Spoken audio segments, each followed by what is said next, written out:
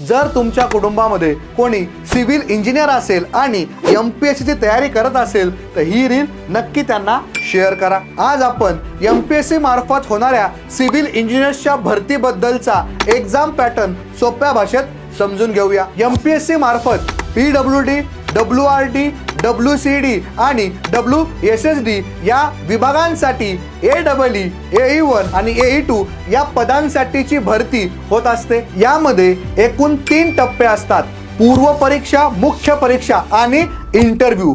पूर्व परीक्षा ही MCQ base असते, तर मुख्य परीक्षा ही डिस्क्रिप्टिव्ह असते आणि इंटरव्ह्यू असतो। MPSC पूर्व परीक्षेमध्ये 2 पेपर असतात। GS चा पेपर 1 200 मार्कांचा आणि CSAT पेपर 2 200 मार्कांचा। जर तुम्ही पूर्व परीक्षा पास झालात तर तुम्हाला मुख्य परीक्षेसाठी तुम्ही पात्र होता। मुख्य परीक्षा ही डिस्क्रिप्टिव्ह असते।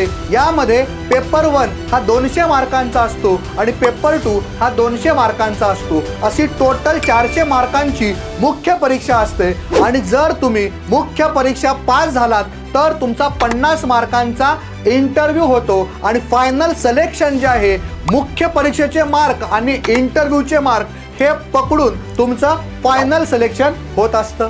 जर तुम्हाला या परीक्षेबद्दल अधिक इन्फॉर्मेशन पाहिजे असेल तर स्क्रीनवर दिलेल्या नंबरवरती कॉन्टॅक्ट करा आणि संकेतसर GS सेंटर हे आपलं ॲप्लिकेशन डाउनलोड करा। थँक्यू।